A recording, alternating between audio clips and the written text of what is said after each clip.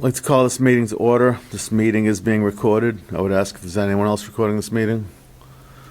Seeing none, if you please join me in the Pledge of Allegiance.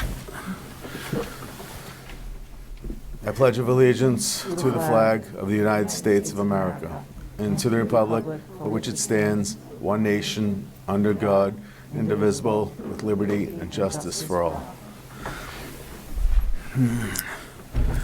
Welcome, everyone. I had my chair here and it went up under the thing and squished my hand. You okay? Do we have anything under citizens' comments? I do. I guess it's If you- a little. If you would just come to the podium and state your name and your business here, that'd be great. I couldn't get it out at first. It'll work. It doesn't have to be too close. Okay. It'll work. Good evening. Am I able to read the whole thing right now? Sure. Okay. Good evening, everybody. My name is Jessica Smith Lerner, and I'm an 18-year Auburn resident. I have 3 daughters, 2 of whom currently attend Auburn schools, a 3rd grader at Swiss and a 10th grader at Auburn High. As you all are aware, Governor Baker lifted the mask mandate for schools, allowing each district to decide how to move forward. My intent tonight is to ask that the school committee and the Auburn schools implement a personal choice mask policy for all children beginning after the February 28th return from school vacation. Masks have been part of everyone's lives for the past 2 years, and our children have suffered the most. But masks aren't a big deal. Kids should be doing their part to slow the spread, everyone says, but they are a very big deal to our children. They interfere with every aspect of their normal social, emotional, educational development, and we're raising an entire generation in fear. Fear of each other, their families, their teachers, viruses, coughing, sneezing, fear of the world, and even the air that we breathe. The prolonged fear in these small developing brains becomes terror, and the terror becomes trauma, and the damage being done will take years to undo and may even be irreversible. The anxiety, the reluctance to go to school, the impaired learning, drowsiness, and the tripled rates of depression and suicides are only some of the negative effects of masking children. Health-wise, there are serious viral and bacterial harm that the mask impose from the constant touching, the pulling up and down, the breathing of the fluid-soaked mask for 7 hours a day, 5 days a week, with only short breaks for snack and lunch when apparently COVID is elusive for them. The government, the CDC, public health officials, and school unions, I know, have put pressure on you districts to enforce these mandates. However, they have yet to provide any scientific evidence to support the continuous use of face masks on our children. In fact, study after study refutes the benefit of mask wearing and shows that they are ineffective and unnecessary with no mitigation of this virus that is 0.06 microns and can go through your cloth and paper masks. The survival rates for COVID in the 0 to 17 age range is 99.98. What are we actually protecting them from? The risks of dying from COVID in this age group, according to the CDC in their report from September 2021, has less of a death rate from children from flu, pneumonia, heart disease, drowning, choking, firearms, and motor vehicle accidents were actually 6 times higher. You still get in a car, you still swim, you still take them places, knowing all these risks. The risk to children is minuscule. It's not newly discovered. We've known this all along, yet we're forced to push it under the rug to satiate the political agenda going on. Further proof of this is the Test and Stay program, which is no longer running in our schools. Why? Because close to the 6,000 tests that have been performed in Auburn, only approximately 1% of the tests have come back positive. Schools are not the COVID germ-filled danger that the teacher unions and political leaders have portrayed to us. There is no reason that our children still need to wear masks when adults can crowd around bars, restaurants, theaters, concerts, sporting events, including this past weekend 70,000 plus attended Super Bowl. You 5 were elected to look out for the best interests of our children, and this is no longer in their best interest. Please stop making your fear our children's problem. It's time for the children to smile again, to laugh, to see their friends, their teachers. Give them back some normalcy they deserve. It is time. thank you very much. I appreciate you allowing me to be up here this evening. And like Dr. Chamberlain writes in her daily emails, and I also believe better days are ahead. Thank you. Would anyone like to comment on Ms. Lerner's? No? All right, well, thank you for speaking. Appreciate that. You're welcome to stay with us, or you can leave. It's completely up to you. Ask if the vote will be happening tonight in regards to the February 28th extension or lift of the mandate in school? The vote will be happening this evening. I'd like to stay. Yep, sure. You're welcome to stay. All right. So I would now entertain a motion to accept the minutes of 2/2/22. I'll make that motion. I'll second it. Is Gagne actually looking to speak as a staff member? I'm sorry. We just have one other person in the meeting. Is that a teacher or is that a parent also, or someone also looking to speak? Mrs. Gagne, it looks like she's out. No? Are you seeing someone else? Oh. Yeah. Yes, her teacher. Oh, okay. No, just making sure. Yeah, she's in the, I let her in the meeting. We expected her to come. Okay. No, okay, just She making doesn't sure need there to wasn't. I know, I don't think so. Okay, thank you. Sorry. Carry on. All right, thank you. And we do not have student representatives this evening, so we'll move on to the superintendent's report. Thank you, Mr. Chair. As I normally do, we begin our series with a COVID update. I think given the information recently shared by the governor, and certainly the remarks from one of our family members, I think the primary topic for discussion this evening is the lifting of the mask mandate. Commissioner Riley came on and said as of February 28th, it will not be extended. And this is due to the high vaccination rates across the state, widespread availability of COVID-19 testing, and allowing anyone who wishes to continue to wear a mask to do so. So I thought I would just, in your packet, you'll see that I did share some information over the last 4 weeks or so related to the positivity rates that we've seen in schools, which have gone from 4.7% down to 1.4%. And as if any of you watch read my emails at the end of each day, we have seen a significant decline in the number of cases each day. In relation to statewide vaccination rates, we're a little bit higher than the state average for students aged 5 to 11 and those 16 to 19, and a little bit lower than the state average for students aged 12 to 15. The staff vaccination rates in each of our buildings range from 80% to 100% in some cases. Just so that the committee fully understands the change that the commissioner has proposed and is allowing districts to take on, some of the things that do stay in place, again, if any staff or student wishes to wear a mask, they will be fully supported to do so. Because it is a federal mandate, students will still be required to mask on the bus. And this is all if we choose to go this route and make this change, but these are some of the variables that go along with it. School health offices would still require anyone coming in to wear a mask, so we would make sure that there were masks available for those who needed them. Students and staff returning from a quarantine, right, 5 days because they had COVID, when they come back, they're supposed to mask for days 6 through 10. They do encourage unvaccinated and certainly immunocompromised folks to continue to wear a mask. And as you know, we have a number of students in our buildings who have a wide range of health issues related to that, who may want to do that. Symptomatic testing will still be available in our buildings. So if someone is in the building, doesn't feel well, they can come down and be tested. And if negative, can be allowed to stay in school.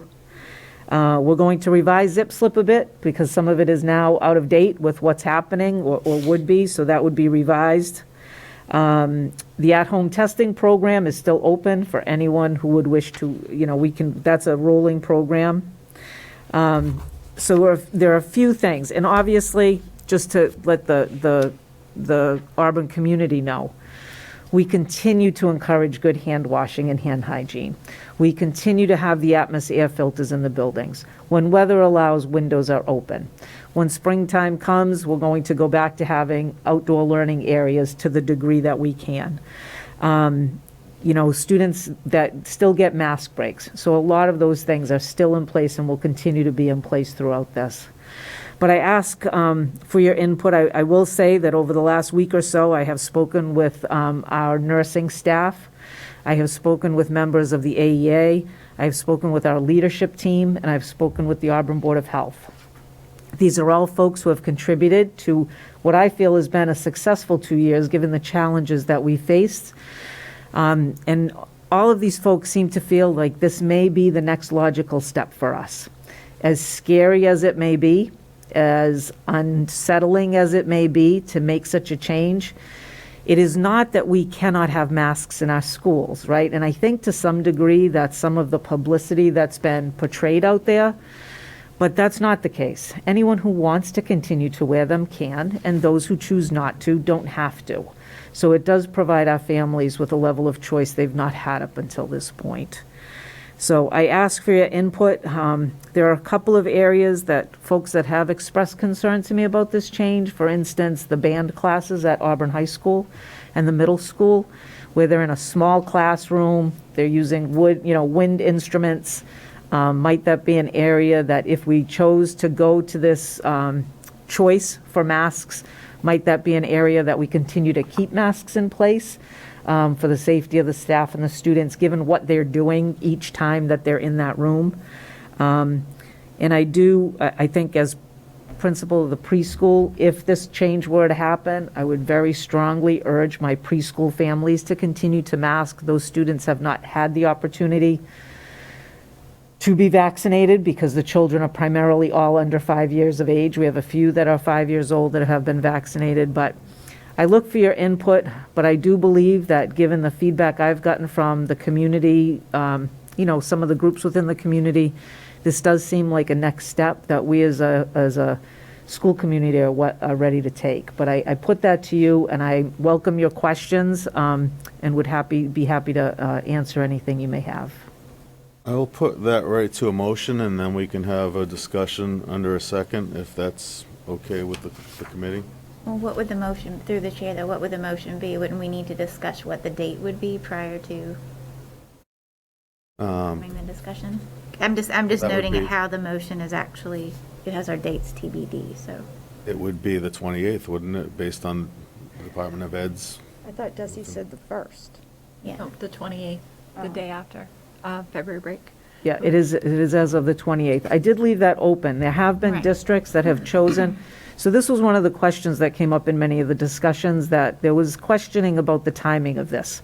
Given that after each holiday break, whether it sometime be a weekend or a longer break, we've seen a significant rise in cases.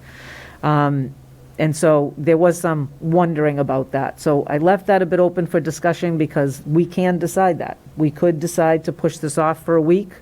We can decide to go with the date as noted by Desi and the governor, being February 28th. And through the chair, I would even say, even before we go through a motion, I would like to make sure that we are all on the same page, that whatever should happen now, because our rates are very low, right? We're seeing maybe 1 to 2 cases a day. That does not mean that if at some point we have another major outbreak at a school, that we will not be right back here saying, I'm sorry, because we need to actually have teachers that can be in the building and function and provide important things like meal, after school care. I need that to be very clear for whatever we decide, that this isn't yep, we're done with these forever. Well, all of those discussions and changes could take place after a second, but if it's the will of the committee to discuss it beforehand, but we may not be discussing any change to the mandate if we don't have a motion to actually make that change. So can we make the motion and then talk about it and amend if needed?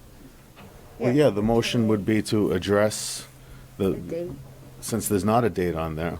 But if you want to open it up to discussion now, that's fine. We'll It's just, mostly just for the date that people feel comfortable with, because I would say I personally am okay with the 28th. However, I've had a lot of teachers in particular show concern specific to the spike that we always see right after a holiday, and that was specifically from teachers. Now, if the That you heard from teachers? Yes, Yeah. but if the AEA has already had a discussion and they have an official stance on what they feel is, So they've not taken, to my knowledge, they've not taken a vote, per se. okay. But I did speak with the leadership of the AEA. I will tell you, I had no teachers reached out to me Okay. directly expressing concern about that date. Mostly what principals in the AEA are hearing is that teachers are ready for this change. Okay. So I feel like if there was a contingent that was very much against that, I think the AEA would have heard something, or I would have heard something directly from a teacher, because I hear from teachers all the time about things. So I think if this was something they were very concerned about, we would have heard that. Likewise, the nurses, they often hear things from people when it comes down to these types of things, and the nurses had not had any staff coming to them expressly concerned about this. And as I noted, the one concern I heard from the teacher was related to the playing of instruments in a band room, so. Okay. I mean, then, for my own personal, concerns have been allayed. I just wanted to make sure that, teachers felt like they also had a voice in even Right. how we decide on a date that we're going to vote on and deliberate on, so. Well, since there's no date on there, during discussion after a second, we would have to actually put Okay. some sort of a date on there, otherwise it would just be Okay. sort of floating around out there for a future meeting, so. Should we just put the date of the 28th and make that in the motion? Yeah, and then we can change it if needed. Start there at least? I say we take the make the motion to lift the mandate, and then we'll discuss what the date is. I'll make that motion to lift the school mask mandate for all students in all grades, allowing for students and staff to the ability to choose whether or not to wear a mask. Do I I'll have second that motion. any discussion on that?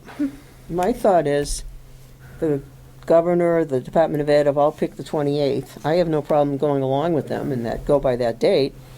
And I think if something goes wrong and we have a high COVID count, we just go back to mass. I mean, I would think that's just as easy as making a rule that we need it. I mean, but as long as we don't, and things stay well, I'm fine with taking them off on the 28th. Through the chair, I agree. I think what we might need to look to our Department of Public Health and our nurses is what would the threshold be?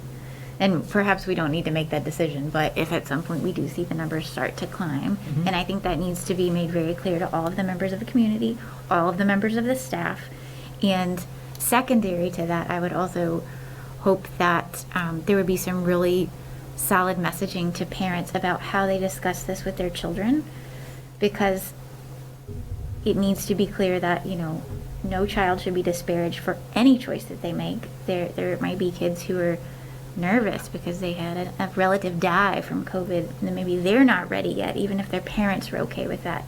And I think that that's important for the parents to make with their own children, for our teachers to be able to make that, because I don't want any child to be made to feel badly if they need, want it, or if they have something private, a private medical condition that they don't want to talk about, but they need to wear that. So, but I think if all those conditions are met, I'm fine with the 28th. Any other comments? I mean, I heard from staff from the high school, and they are very clear that they want the masks gone as soon as possible. Yes, I've So, heard that too. Yeah, that was what I heard, but, I mean, and that was from the high school. Well, I mean, I totally understand it myself. I don't like sitting here wearing a mask. It's, but until we're sure it's safe, we got to do that. Well, and the thing is, everyone keeps saying the resilience of children, the resilience of children. Kids are not resilient. Kids have dealt with this for 2 years. I hate that word. And, as you've said, it's affected them. It has significantly affected them. And I think these work.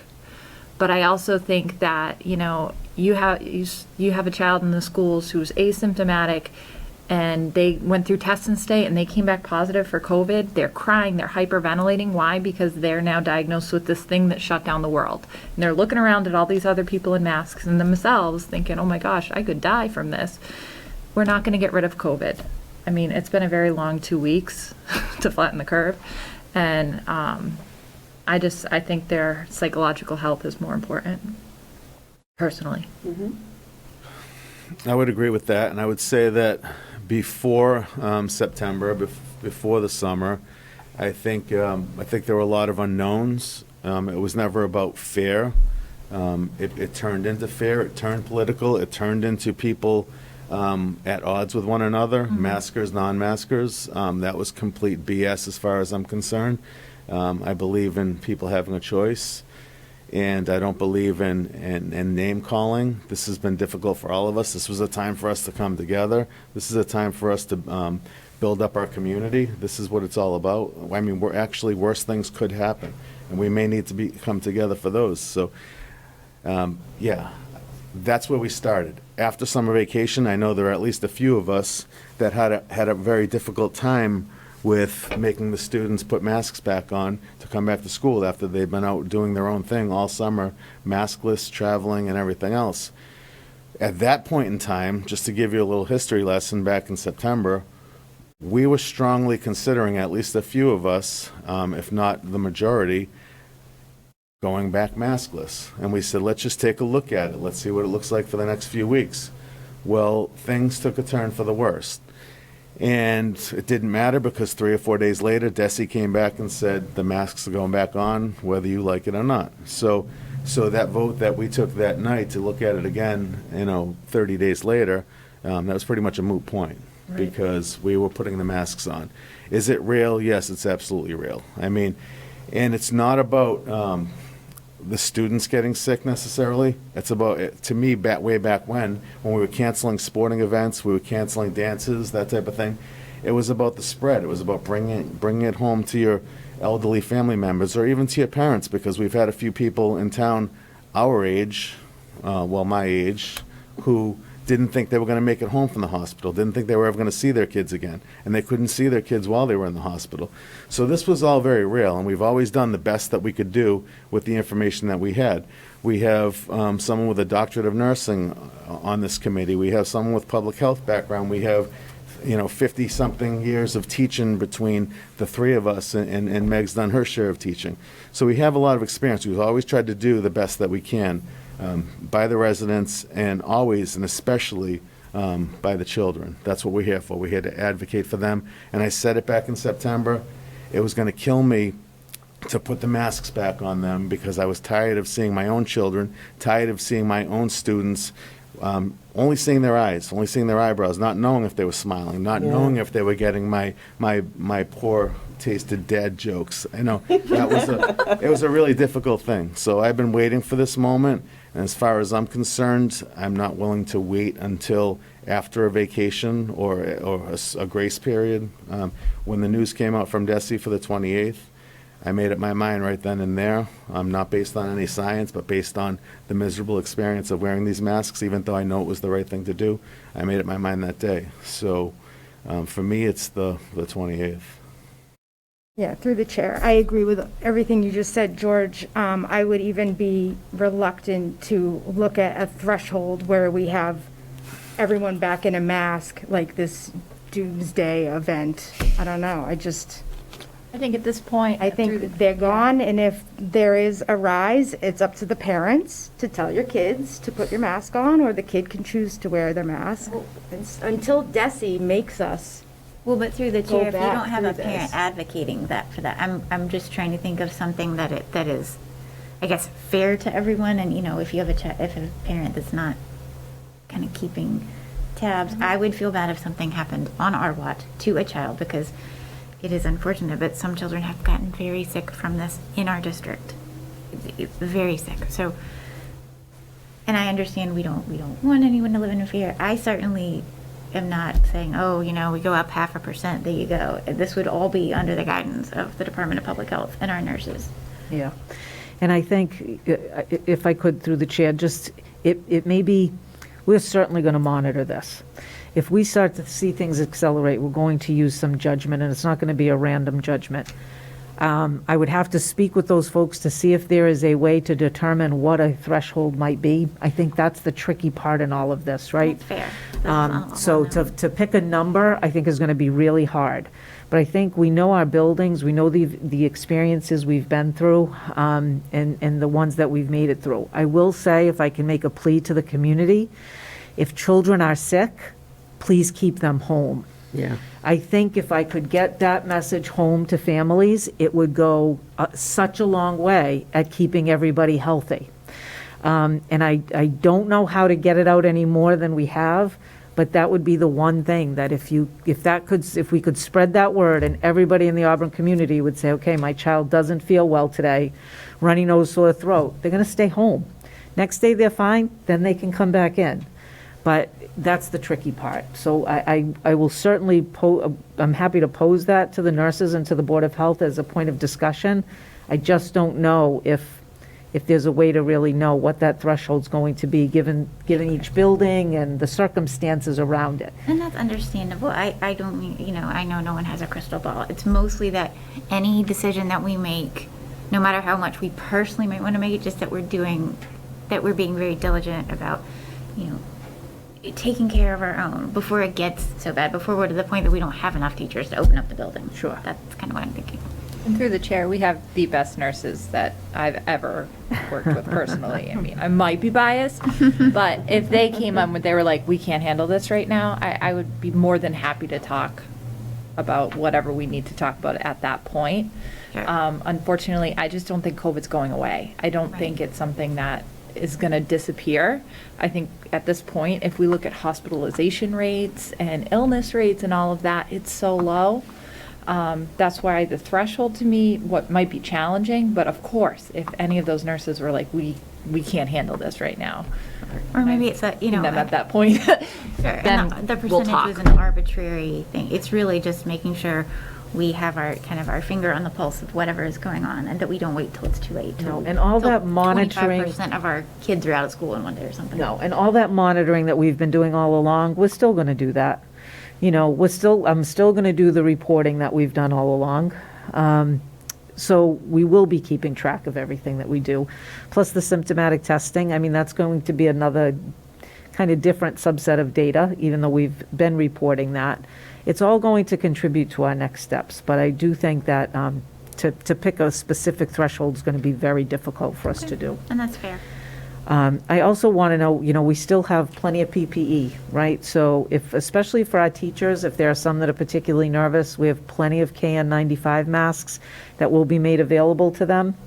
Even though I do think the majority are just happier that they're not going to have to wear it. But we want anyone who might be nervous to be comfortable as well, right? So that we can all be productive and feel safe in our environment. And I like the fact that we're checking with the Department of Health in Auburn and our own nursing staff. So we're not just making this decision randomly. Right. We're asking experts for guidance if there's a problem or whatever. If I can say, there's no way I would have survived the last 2 years without the nurses and the Auburn Board of Health. So Yeah. they've been an amazing resource. Can we make the To motion? add a little bit to Or- my long-winded testimonial, Dot sort of piggybacking what she said about, possible immune-compromised teachers or students or folks who may have someone at home who's immune-compromised, that's something that would weigh on me heavily. Should something terrible happen, something, tragic happen. Nevertheless, as bad as I feel about that, and I feel bad for that child who has to wear the mask while the other 19 kids in the room are not wearing masks. I feel terrible about that, or that parents may choose to leave them at home. That's not why I took on this position, so that I could make children feel left out and not a part of the group. We've always been inclusive. We've always tried to keep even our most high special needs students in the district at all costs so they can be with their classmates. So that's never what this has been about. And there's a little bit of a risk involved. But again, I apologize for that. I apologize, for the future. Should something terrible happen, it's just something that I feel we have to do at this point. The masks have just not been good to us. As Gail said, it's miserable as an adult wearing one. it makes it difficult to breathe. The biggest thing for me, again, is not seeing those smiles, not seeing the smiles of your classmates, of your teachers. I mean, I just think we're going to be back to a sense of normalcy that we haven't seen in some time. And we called it a sense of normalcy getting back into the schools again full-time, and that's great. But we really haven't hit that high note. I think we're going to be doing that after vacation. And I, for one, look forward to it and apologize ahead of time if this has a negative or ill effect on anyone in the district. I just think it's important to do so. That wasn't my intent. Oh, no, I'm not. I'm just Say that looking. if somebody gets sick, I'm just looking in that all coming down to direction. you, George. No. It's all on you. So, I have a daughter that's teaching in eighth grade in another district, and sometimes there's stories that come home of new students that have moved into the district, and with the mask wearing, it seems like they've been left out, and they're friendless because they can't make those contacts, because they're not seeing the faces and seeing the smiles. And it's heartbreaking, because there's only so much a teacher can do when they can't mix with each other, when the kids can't mix with each other. So maybe this will be a blessing for everybody. I would agree. Any other comments? Through the chair, we've had 2 years of not being able to utilize nonverbal communication in our classrooms. I know with my students, just being able to look at them and see if they're understanding the content is huge. I'm sure Yeah. it's the same thing. So So we have a motion, we have a second. We've had lots of discussion. I would just ask that we amend that motion to state the 28th as the date of mask optional.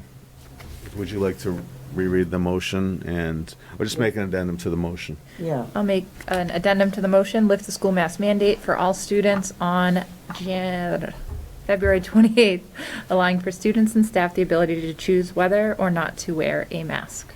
Okay. Any further discussion on that? Nope, sounds good. All in favor? All right. Aye. There's a vote. Thank you. They're going to be so excited. Yeah, I agree. the teachers will too. All right, moving on. Oh, I'm sorry, Mr. Chair, that's me. That's you, you're up. Sorry about that. As requested at the last meeting on February 2nd, I've revised the recommended substitute teacher rates to reflect the concerns of the school committee. And I've included an updated fee schedule for you in your packet. We also are going to look at the fee schedule for building use. Mr. Fahey and I are going to be meeting this week, so that'll come at a later date. So as requested by the committee, we did look at that comparison to some of the other districts and push that up just a bit. Speaking with Mrs. Worsbicky and looking at some previous reports on how many subs we had in the building over the course of the year, which we had to go back a couple of years to get something that was somewhat normal. Seemingly, budget-wise, we will be fine with these increases as they are stated here. So that would be the day-to-day subs at 105, a certified teacher at 110, a retired district teacher at 115, long-term sub days 1 to 29 at 115, and then anyone days 31 to 90. That's always been, well, not always, but was already $150. And then anything over 90 days, they move to that bachelor's step 1. Looks good. I agree. Did you have a comment up? No, Gail said it looks good. I just said it looks good. I would agree. I would entertain a motion. Make a motion to accept the recommended increase to the substitute rates of pay as presented. Have a second. Second. Any discussion on that? I just have a question. Do we have a number of how many subs we currently have? I thought that was going to be included in the. Oh, I'm sorry, you mean that are currently working for us? Yeah, just so we have an idea of what kind, like budget-wise, how much of an increase. that Yeah, would- so what I looked at, had to go back 2 years, well, over 2 years. We looked at, well, actually, the 2019 year, and we just got a total number of days that we called subs in for. So I didn't bring that. That's what we used. We looked at that, the ones that came in as teachers, the ones that came in as IAs, and multiplied that by the new rates, and then compared that to what we had in the budget. And we're right in line with that. Okay. Yeah. Okay, sounds Sorry good. about that. I should have brought No my- worries, I just wanted to make sure, yeah, it's not gonna, break the bank. No, and Mrs. Worsbicky I'm was sure involved with that with Cecilia me as would well. Yeah, know, yeah. So, okay, that's all. Money well spent. True that. Any other concerns, questions, comments? Oxford's rate is gonna kill us, but let's put that. Need all the help they can get. All in favor? Aye. Aye. This is a vote. Thank you, Mr. Chair. Last meeting as well, we brought to you the school calendar. I cannot tell you that something that seemingly seems so simple to put together is just not. So anyway, we did another double check after the meeting. We did find that the October 7th day, which had been noted as a half day, should have been in as a full day. So that was changed to a full day, and I ask for your acceptance of the calendar as is, and we will get that out to the public. So I apologize for the mistake. I would entertain that motion. I make a motion to accept the proposed school calendar for the 2022-2023 school year. Second? Any discussion? All in favor? Aye. Aye. This is a vote. Thank you. I did want to share an update on the Bryn Mawr parking lot project. Mr. Fahey and I attended a planning board meeting on February 8th where this plan was discussed, which is a two-phase plan. The first phase includes the resurfacing of the current parking lot, a minor relocation of the dumpsters, and an extension of the parking lot area to the pine trees on the field side of the building. There's a driveway there, but it doesn't go right up to the pine trees, so they're looking to extend that a bit. That plan has already been in the CIP plan for some time, so that's not new. They're just making sure that they have their ducks in a row to get that done properly. And I think there's a lot of collaboration with the town with paving projects to get that done, hopefully this summer. There also is discussion about Phase 2, which is the addition of the parking area at the far end of the Bryn Mawr field, down towards Swanson Road. If you know, there's a little parking area there, along with the addition of a driveway along the back side of that field that would then join up near where the playground area is into the side driveway of Bryn Mawr School. This could be used for drop-off and pickup. As you know, we've had numerous traffic issues around Bryn Mawr School with cars parking. There's no longer any parking on either side of Swanson Road, so parents are parking down, walking the kids across the field. This would allow it to be a drive-through. There would be gates associated with it. That's some of the discussion that's at the planning board now to make sure that cars couldn't access that area during the school day. And they would be opened and closed by the custodian for safety purposes. But this is just exploratory now at this point to see the feasibility of it, to see if the planning board would support it, and to see, get some good solid cost structures on that. So again, just a feasibility study on that Phase 2 part, but thought, and I did share the plans with that project in your packet. I think it'll be important to involve as many residents as we can in these discussions and alert them to when those planning board meetings will be, because they may not know otherwise, and I don't know how we would go about that. I'm not necessarily talking about parents of students in our system, but also the people who have been affected by those two schools and the traffic jams and the parking in front of the driveways and all of the reasons why we're looking at this study right now. I think it's important that somehow, I know that there are no public notices out there, but we need to think about ways that we can inform the residents as well. I do think, Mr. Chair, that the abutters were notified of this last planning board meeting directly. Oh, good. So anyone that's considered an abutter, right? So somebody further down the street may not, but anybody directly associated there would be. And I think if this goes to a next discussion, I think we from the school department would figure out who those folks are and make sure everybody got a letter about that, because I agree with you, the more people involved in that, the better. And It's so within many of them 200 have been feet. so patient with us over the years. Yes. Some not so much, and I can't say that I blame them in some of these cases, but for all involved, I think that, we should do our due diligence to make sure that they're notified of these meetings. Did you have something? Oh, no, I think it's within 200 feet of any point, of any, like even breaking ground or any of the intersections. I think that's what I read. Right. So it is a large swath of direct abutters that would have been notified, but yeah, I agree, we should certainly let people know in other ways as well. Excellent, thank you for that. I have a question. Yes. The new roadway that goes like behind all of the land, and then it looks like it goes between, like it hugs along the building there? Yeah, and we're in between the building and the trees. There's already a driveway there on that side of the building. Okay. I was gonna say, because as the former principal of that school, do you think this is a good plan? I think it would be a godsend to that building. Okay. Yeah. Parking was always so difficult, Yeah, there and was making nothing. sure that any kind of traffic flow was safe. Yeah. This really puts that there just for the times of arrival and dismissal, and with some very specific gating, completely eliminates access for any other time during the day, right? Because that is a play area for children, and the playground area is there as well. I think it would be a great addition. And as well, by paving that lot at the end of at the far end of the Bryn Mawr field, that's used by a lot of folks that use the fields for soccer or baseball or, Yeah. those kind of things. So it would add to the community as well to have that paved. And there would be handicap spaces, a sidewalk area there, and all of that. Yeah, More it money. wasn't really my question. I agree with the whole parking lot. I guess it's just that road that runs along the land in the back. But if you said there's going to be plenty of ways to block it off, I'm thinking when the kids are at the playground, it kind of runs right between. Yeah, two. so the gates they talked about, so where the cars would be parked, at the end of the parking lot, there would be a gate there.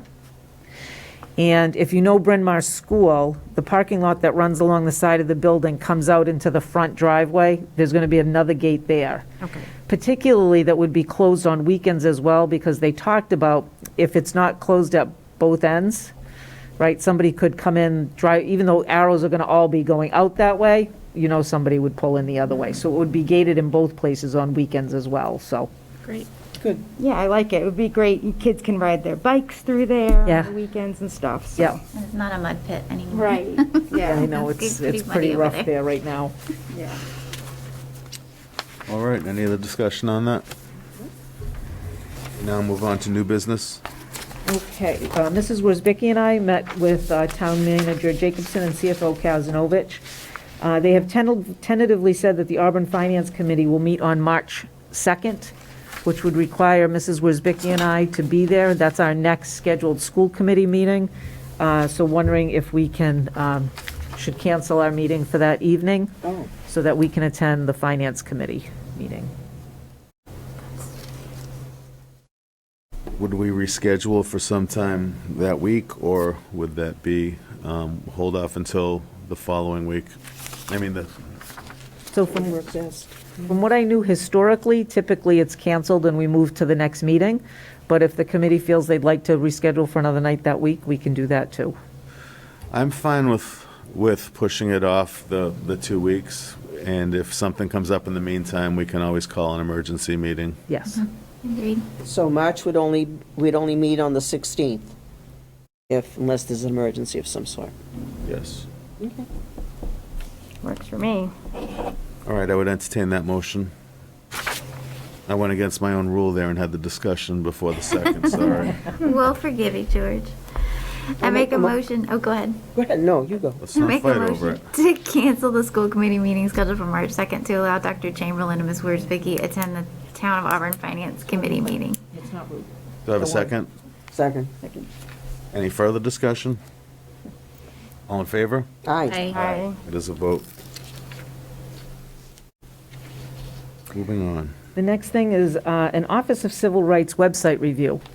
So several years ago, prior to my tenure as Assistant Superintendent, evidently there had been a claim put in with the Office of Civil Rights that our website was not accessible. Mr. Bouvier was aware of it and knew that we would be hearing from them, and lo and behold, nearly 3 years later, we did. So he and I and Mrs. Elliott from our tech department met with them, and they really had very minor findings, and actually were very complimentary about our website. A few minor things related to our calendar in particular, that if you use a reader because you have vision issues, you cannot read that calendar.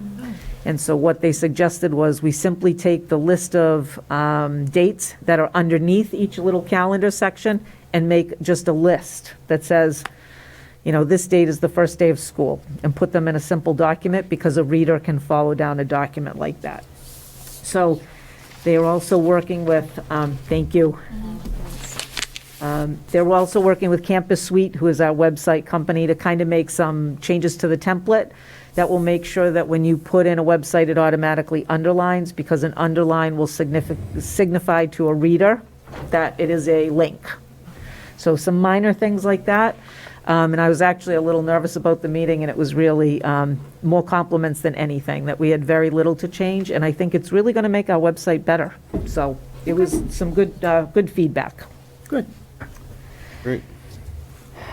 I'm working to streamline some of the communication we have with families, trying to get more information out on Facebook. Seemingly, that's where lots of people pick up their information more readily, around our, you know, some of the community announcements and those kind of things. We're going to put those out once a month rather than every Friday, because it's a lot of repeat when it goes from week to week. So we'll still send them out via a one call, but we'll also post them on Facebook. And Mrs. Elliott's working on setting up a special area of the website so people will know. If I need to know what's going on, this is where all the postings are, so they can find those as well. So just we're trying to clean up our one call, those kind of things, to get them more streamlined and make sure people who want to be in there are there, and those that don't aren't. Right. So a lot of work around that. So more to come, but I think it will make it a better process for families. We also received a donation from the General Federation of Women's Club. The Federation of Women's Club donated Little Leaders, Bold Women in Black History by Vashti Harrison to Packagug School, and it's a wonderful addition to their school library. We'd like to accept that with gratitude. I would entertain that motion. I make a motion to accept with gratitude the donation of Little Leaders, Bold Women in Black History to Packagug Library. Have a second? Second. Had you had a chance to look at that book, Dr. Chamberlain? I had not. They just really recently got it in like the last week or so, but I will the next time I am at Packagug School. Okay. Just want to keep an eye on things, that's all. I've never heard of the book, and just want to make sure that it's appropriate. I appreciate the donation, of course, but hopefully the book's properly vetted before the students. Certainly, that- Mrs. Stanek would have done that, yes. All in favor? Aye. Aye. There's a vote. Thank you. And we now move on to teaching and learning. I will go back to Dr. Chamberlain again. Yes, and parents were sent out, we received our DESI report cards for 2021. I will say that DESI has updated how the report cards are shown on their website, and they show some great information. I encourage you, I didn't include them all here because it really is a link-based thing where you can search for certain subgroups, student age levels, schools, subject areas. There's a whole host of things you can search for when you go through to these links. So I encourage you to do so. They were all sent out to our families via email, and they are also posted on our website, the links to the report cards. So I encourage folks to take a look at them. And we actually use them in some of our conversations about how our schools are doing because they're so easily accessible. So just for information that they are there and available to you. Excellent. And we now move on to business and financial. Do we have anything for that, or are we going to hold off? No, Mrs. Worsbicky, there was an issue with Munis, and she was unable to print her report, so she's going to report again at the next meeting. Okay. And we do need an executive session, so I would entertain a motion for that. I'll make a motion to adjourn into executive session to discuss the bargaining position with non-union personnel that could be compromised if discussed in open session. We will not return to open session. Do I have a second? Second. Roll call vote. Dr. McCrillis? Yes. Ms. Holloway? Yes. Ms. Harrington? Yes. Mrs. Kaufman? Yes. Mr. Scobie, yes. There's a vote. Good night, everyone.